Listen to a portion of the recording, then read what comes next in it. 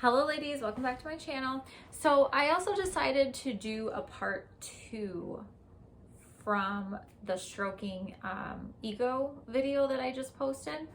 So there's a couple of things I think I should add to this.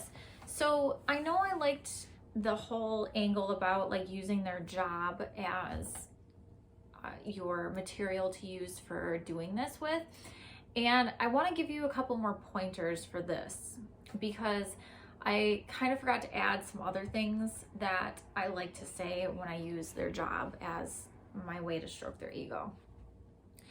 So for instance, a lot of guys that come in there are businessmen, right? Or they're from other states. A lot of times, as you know, you get guys that aren't from there.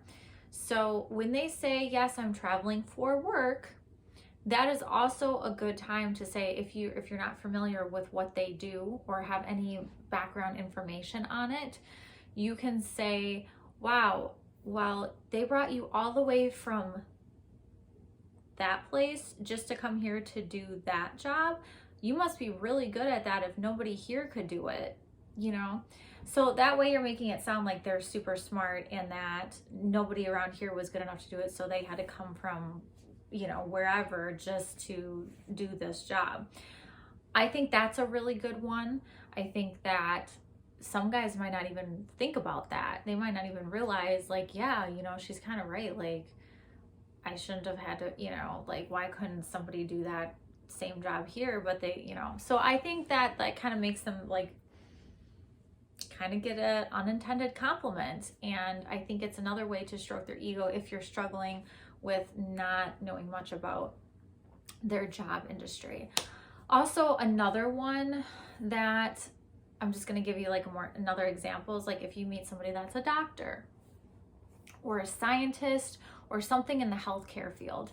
Those ones are really easy to stroke their ego because number one, they already have God complexes, a lot of them, and that one's really simple. I literally will tell them, wow, so like how many lives did you save today?